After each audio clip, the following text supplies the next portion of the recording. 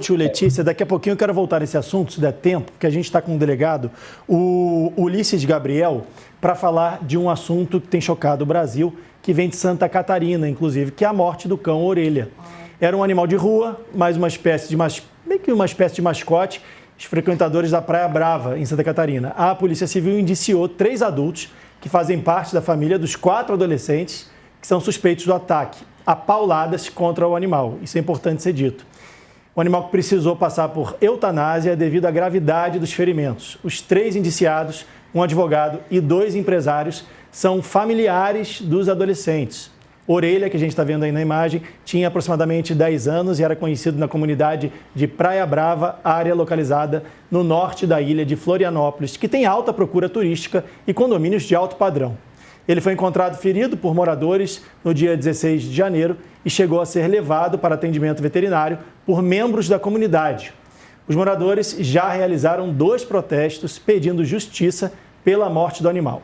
A Polícia Civil de Santa Catarina informou que planeja um esquema especial de segurança no aeroporto para receber 2 dos adolescentes investigados pela agressão que estão em viagem aos Estados Unidos. Queria falar agora com um delegado, o Ulisses Gabriel, que está comandando essa investigação.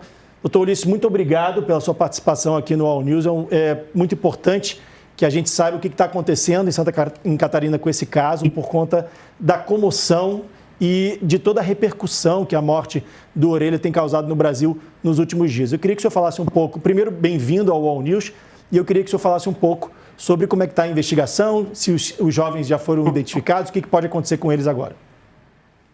Inicialmente, boa tarde, desculpa estar no veículo, estou em deslocamento de Joinville para a capital do estado. Fui inaugurar o laboratório de tecnologia da Polícia Civil lá em Joinville e estou retornando para a capital. Os fatos aconteceram, em tese, com relação ao cão Orelha, do dia 4 para o dia 5 de janeiro, e a partir dessa agressão desse cão Orelha, sucederam-se outros fatos. Uma tentativa de afogamento de um outro cão, o cão Caramelo, também um cão comunitário da Praia Brava, algumas condutas de agressões verbais contra pessoas ali da praia e uma situação envolvendo dano e depredação em um quiosque existente na praia. Então, a Polícia Civil ela tomou conhecimento dos fatos no dia 16, quando isso foi reportado a nós. Passamos, então, a investigar o caso. Nós identificamos do momento em que o cão foi encontrado, uma agressão, um instrumento contundente que teria atingido a cabeça desse cão, e em razão desse golpe que ele teria sofrido, ele foi para o hospital veterinário, mas acabou morrendo. Então ele não foi vítima de eutanásia, ele acabou recebendo o atendimento, as manobras de atendimento para tentar fazer com que ele não morresse, mas ele acabou vindo a falecer. E nós fizemos um laudo pericial do atendimento inerente a essa situação, que indicou esse instrumento aí contundente. A partir da investigação, nós identificamos que entre o aparecimento do cão e o seu desaparecimento teriam decorrido 72 horas. Então nós analisamos 14 câmeras, que tem 72 horas de filmagem em cada uma. Fizemos a oitiva de pelo menos 20 pessoas maiores de idade, realizamos a oitiva de adolescentes, fizemos a análise de documentos e câmeras que acabaram sendo utilizadas de telefones para realizar filmagens. E no decorrer dessa investigação nós identificamos que 2 pais de adolescentes que seriam envolvidos nessa prática delitiva e um tio teriam abordado o vigilante que teria sido a testemunha ocular dessas agressões. Esse vigilante depois teria batido foto dos adolescentes a fim de identificá-los e teria sido constrangido a apagar essa foto. E aí, então, nós instauramos um outro inquérito policial para poder blindar a investigação referente à coação no curso do processo. Esse inquérito policial foi concluído ontem à noite, foi enviado hoje para o Poder Judiciário, e nós acabamos entendendo que 3 pessoas, 2 pais e um indivíduo que é tio, praticaram coação no curso do processo, coagindo essa testemunha. Nós estamos prestes a concluir a investigação também referente aos maus tratos. É uma investigação que corre não na Delegacia de Proteção Animal, porque a Delegacia de Proteção Animal fez a investigação e identificou que seriam adolescentes os autores dessas agressões. Diante desse cenário, então, a Delegacia de adolescente em conflito com a lei, a DEACLE, é a delegacia responsável por realizar esse trabalho de formalização de procedimentos. Então, o delegado responsável, o delegado Renan Balbino, que está tocando o procedimento na delegacia de adolescente em conflito com a lei, e a delegada Marjorie, então, finalizou o procedimento referente à coação no curso do processo. Há um indicativo aí de 2 maus-tratos, em princípio. Doutor Ulisses, eu estou aqui com o Ricardo Couto.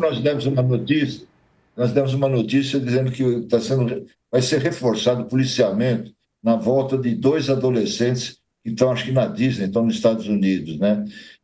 Explica um pouco o que está acontecendo, por que essas coisas, tanta coisa assim, ruim acontece em Santa Catarina, né? Se eu tenho alguma explicação para isso, e não foi só o único caso desse cachorro orelha, né? O senhor mesmo lembrou outro caso recente aí do Caramelo. Não é só isso, são muitos casos de violência.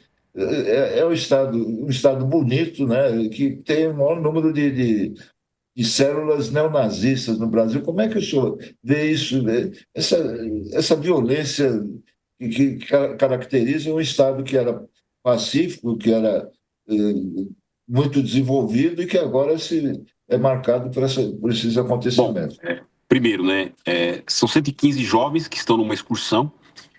O esquema de segurança não se pauta em proteger esses 2 jovens, se pauta em proteger outros 113 jovens que estão na excursão e que nós temos uma preocupação, porque tem pessoas fazendo manifestação de agressão física e estimulando a prática de violência contra os jovens. Quando a gente chega com 115 jovens no aeroporto, a gente tem que entender que eles podem ser confundidos, então a gente tem que respeitar as 113 pessoas que estão ali, não tem nenhuma relação com esses fatos. Então, há uma excursão com 115 jovens, havia uma excursão prévia em razão de uma formatura de ensino fundamental, de 9º ano, e esses jovens, então, estão retornando da cidade da Flórida, do estado da Flórida, de Orlando, para Santa Catarina. Então, a gente tem que proteger as pessoas que, primeiro, não tem nenhuma relação com essa situação.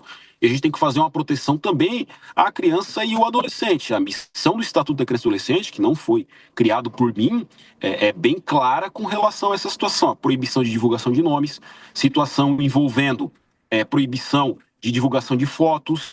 Então, há todo um contexto que existe no Estatuto da Criança e do Adolescente pautado na proteção à criança e ao adolescente. O Código, o Estatuto é extremamente protetivo. Com relação à questão de violência, eu faço uma crítica muito ferrenha a isso, porque é o estado que tem o menor índice de homicídios por 100 mil habitantes, é o estado que tem o menor índice de estupros e é o estado com o melhor índice de segurança pública do Brasil. Desde que o governador assumiu, nós temos um preceito aqui, que é ser linha dura contra a criminalidade, e aqui a gente tem feito o bambu roncar, a gente tem investido muito em segurança pública. Então a gente combate o crime de forma extremamente técnica e responsabilizando as pessoas. Não sei se o senhor sabe, mas Santa Catarina tem uma delegacia e é uma delegacia de repressão a delitos de intolerância e racismo. Nós temos uma única delegacia especializada no Brasil, não sei qual outro estado que tem uma delegacia como essa, que faz uma atuação muito forte contra situações envolvendo células neonazistas. E um detalhe, 60% das investigações envolvendo essas questões são fora do estado de Santa Catarina. Então, a grande massa de mandatos que a gente tem cumprido nessa delegacia de repressão a delitos de intolerância fora do estado de Santa Catarina. Doutor Ulisses, é o Leandro falando aqui. Eu queria primeiro agradecer a disponibilidade do senhor parar o carro para dar uma entrevista para a gente aqui ao vivo no All News. Dar os parabéns ao senhor também por ter adotado um dos cachorros, porque pelo que eu entendi eram 3 cachorros. Um foi adotado por uma moradora, o senhor adotou o segundo e o terceiro seria o Orelha. Então eu queria entender, antes do coach fazer a próxima pergunta dele, se primeiro eu já entendi que o senhor já identificou os jovens, e eu queria entender o que vai acontecer com esses jovens, porque eu e o Brasil inteiro quer saber. Eles são menores de idade, quer dizer, eles não podem ir para a cadeia, para a prisão, mas eles podem ir para uma fundação casa, eles podem ser apreendidos e ser levados para outro lugar. Queria entender para onde eles vão, o que vai acontecer com eles e para que lugar eles vão ser levados aí em Santa Catarina. Bom, o Estatuto da Criança e Adolescente tem como regra geral a impossibilidade de internação de um adolescente em caso de algumas situações. Então, pode internar em que situação? Pode internar em situação de violência contra a pessoa ou ameaça contra a pessoa. É a primeira regra. A segunda regra que diz respeito a isso é uma reiteração constante de atos delitivos graves. Então é importante salientar que não havia situação flagrancial e não havia uma situação flagrancial de ato infracional que envolva integridade física ou psíquica, no caso da ameaça contra a pessoa. Então o Estatuto de Criança e Adolescente ele é muito claro com relação a essa situação. A internação ou a apreensão tem que envolver um ato infracional de violência ou grave ameaça contra a pessoa. É o primeiro tópico.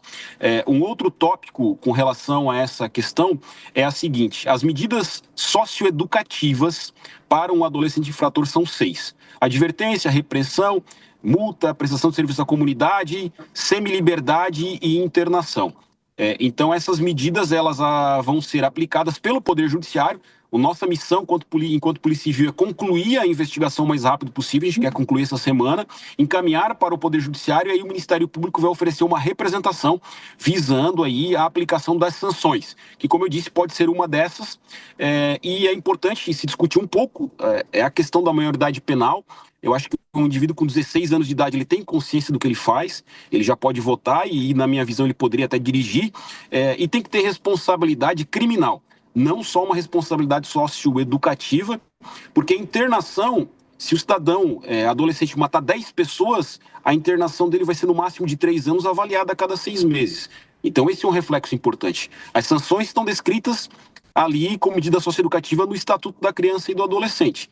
Porém, são 6 espécies, e aí há uma dificuldade muito grande para fazer com que esses adolescentes sejam internados, dada a proteção que o Estatuto da Criança e do Adolescente estabelece com relação a esses indivíduos. Então, há uma preocupação e há uma importante discussão que tem que acontecer sobre essa questão da maioridade penal e do aumento das sanções por medida socioeducativa dos adolescentes infratores.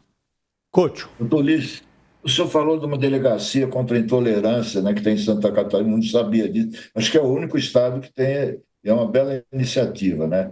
Agora, ao mesmo tempo, esses dias, Santa Catarina ganhou espaço nos jornais por uma decisão do governador Jorginho Melo, né, que quis acabar com as cotas raciais nas universidades. Perdeu na justiça. A justiça proibiu ele de fazer isso. Como é que se explica isso?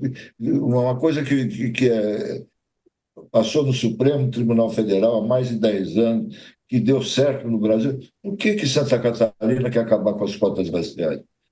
Na verdade, Santa Catarina pauta a sua atuação na valorização daquele que não tem condição financeira. Então, os projetos do Estado são pautados para aquele que não tem condição financeira.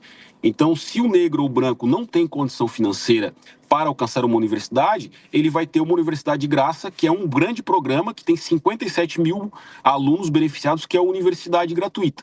Então, nós temos um projeto aqui que pauta a questão da condição financeira.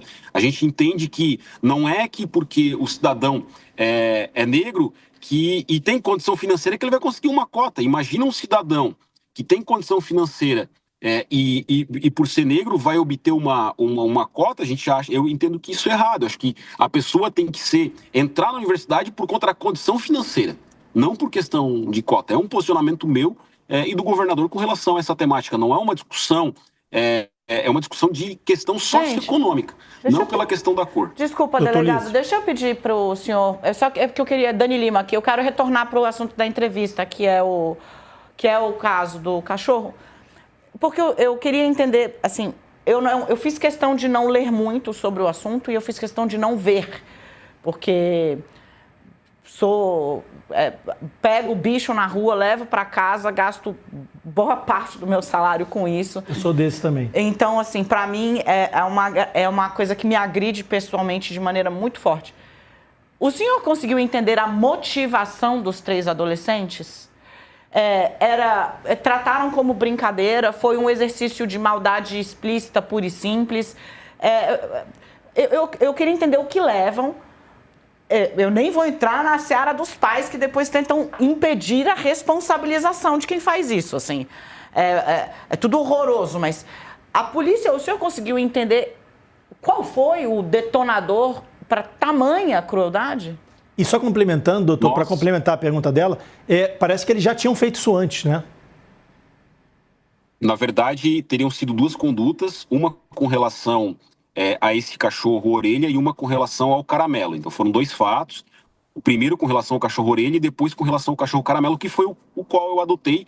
Eu já tenho outro cachorro adotado, que é um chow-chow, que alguém abandonou. Dizem que o chow-chow é uma raça que as pessoas abandonam, e ele, inclusive, não tinha um dos olhinhos, não tem. E aí acabei adotando esse chow-chow no ano passado, e agora esse bichinho aí, esse nosso amiguinho, que é o caramelo. Então, a gente ouviu 2 dos adolescentes já. É difícil entender o que passa pela cabeça das pessoas, né? Eu sempre falo, e cito Thomas Hobbes, que diz que o homem é o lobo do próprio homem. O problema do mundo é a prática de condutas que são praticadas pelo homem.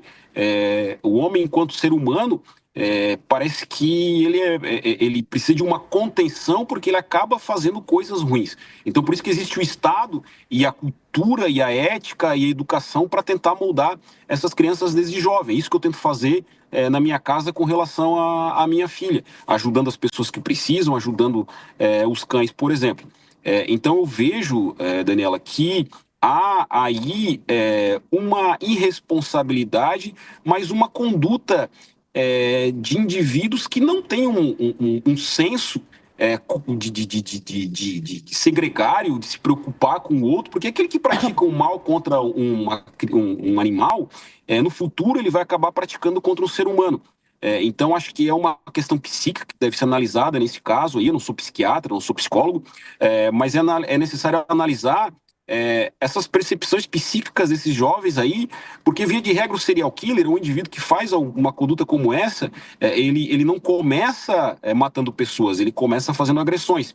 E o nosso Cyberlab da Polícia Civil, que monitora a internet, e nós temos 4 policiais fazendo exclusivamente isso, identificou casos de pessoas que estimulam crianças e jovens a praticar esse tipo, não é esse caso, mas estimulam crianças e jovens a praticar condutas como, por exemplo, matar um cachorro, depois agredir o irmão, depois estimular um ataque numa escola. Então, é uma escalada de violência. Então, eu acho que isso tem que ser analisado muito mais por uma questão psíquica de alguém que pensa em fazer um animal sofrer do que numa questão de ser brincadeira, né? Isso... Isso não é brincadeira, né? O senhor está falando, então, que pode evoluir. A Letícia tem uma pergunta para o senhor, mas só complementando essa resposta, o senhor está falando que pode evoluir, a violência ao animal pode evoluir de uma criança violentando um animal para um adulto violentando um ser humano. Significa que essas crianças, esses jovens, que não são mais crianças, né, adolescentes, soltos, oferecem risco à sociedade. Eu vou abrir para a pergunta da Letícia. Ela tem uma pergunta para fazer para o senhor. Depois eu queria que o senhor respondesse isso. Pode falar, Letícia. Não, mas é na mesma linha, Leandro. É exatamente porque a gente vê isso claro nos Estados Unidos, por exemplo. Quando os investigadores americanos estão analisando casos ali que envolvem crianças e adolescentes e violências e atos violentos dessas crianças e adolescentes, sempre tem um acompanhamento dessa questão do psíquico. Porque, como o senhor estava colocando agora e como o Leandro colocou, são sempre indícios, normalmente, né? Não sempre, mas normalmente essa violência contra o animal está acompanhado de uma situação extrema que aquela criança tem, ou aquele adolescente tem que veio junto com ele, que ele nasceu junto com aquilo, que é da psicopatia, que a pessoa vai crescer e vai virar um serial killer, um estuprador em série, que tortura, um torturador.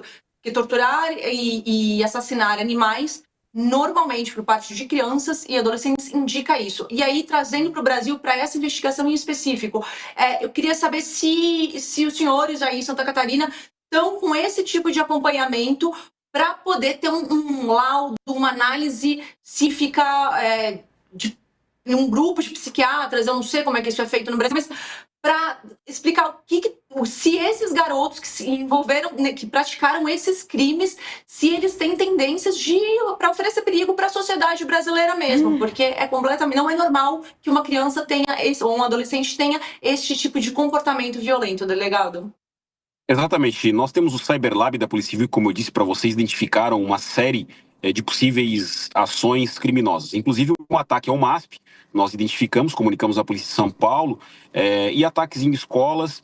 E dentro desse Cyberlab, nós temos um psicólogo policial. A Polícia Civil de Santa Catarina é a instituição, uma das 2 únicas instituições do Brasil, que tem o cargo de psicólogo policial que atua na polícia. Então, nas delegacias de adolescente em conflito com a lei, nas delegacias da mulher e nas delegacias de proteção à criança e o adolescente, nós temos psicólogos policiais que fazem a atuação e também dentro do Cyber Lab da Polícia Civil, que nós espelhamos do FBI. Nós fizemos estudos com relação a essa questão e espelhamos essa cultura americana. E aí nós criamos uma coordenadoria de psicologia policial dentro da Polícia Civil de Santa Catarina no ano passado, visando dar esse tipo de assessoria para os delegados e para os investigadores, onde psicólogos policiais atuam em situações como essa, fazendo um monitoramento de personalidade, buscando identificar condutas criminosas, buscando verificar perfis criminosos, atua em situações pós-traumáticas, como foi aquele caso do Rio Grande do Sul, onde aconteceu uma enchente. Então, nós temos policiais especializados, que são psicólogos, que atuam nessa área e fazem esse tipo de acompanhamento. Então, é o único serviço que existe no Brasil nessa área. A gente não faz o cuidado apenas do policial, mas a gente cuida também dessa questão do monitoramento de perfis. Nós estamos construindo um grande projeto nessa área e dentro do K9, que é a nossa coordenadoria de operações policiais com cães, nós temos um projeto que é o K9 na escola para conscientizar os jovens a respeito do carinho e cuidado com os animais e também uma parceria e conscientização sobre a importância da polícia. Além disso, nós estamos criando um projeto, já está praticamente pronto, que é o Cão Terapia. Um dos nossos policiais que atua no K9 é fisioterapeuta e atuava num hospital de criança, e então a gente vai usar os cães, inclusive os da polícia e esses cães que a gente quer adotar também, para fazer esse projeto K9 na escola e para fazer o projeto de Cão Terapia nos hospitais aqui de Santa Catarina. E nós temos um projeto espelhado dos Estados Unidos também, que é muito interessante. É um projeto no qual os presos, eles cuidam e aprendem a serem adestradores de cães. Depois, esses cães acabam indo para a doação. Nós entendemos que o cão que passa por um adestramento é mais fácil de adotá-lo, e a gente tem esse projeto aí junto na Secretaria de Administração Prisional e Reintegração Social dos Presos. Então a gente faz com que o preso tenha consciência da importância do animal, sinta a valorização desse animal, tenha um ofício e nós possamos então fazer a doação desses animais em sede de adoção, animais já com capacidades aí de fazer com que a pessoa acabe não devolvendo eles. Doutor Ulisses, muito obrigado pela sua participação aqui no UOL News. Parabéns pelo trabalho, boa sorte. Esperamos que as pessoas responsáveis por esse caso sejam apreendidas e os pais, os responsáveis pelos jovens, sejam também responsabilizados nesse caso. Muito obrigado pela sua participação aqui no UOL News. Ulisses Guimarães, delegado-geral de Polícia de Santa Catarina. E aproveitando aqui que a gente está se despedindo do doutor Ulisses, quero agradecer também a participação da Dani Lima, Ricardo Couto e Letícia Casado. Muito obrigado pela participação de vocês, como sempre, aqui no UOL News, trazendo informações importantes e exclusivas para o canal UOL News. Muito obrigado a todos. Eu vou mudar um pouquinho de assunto. Mais um dia de verão com chuva forte em São Paulo.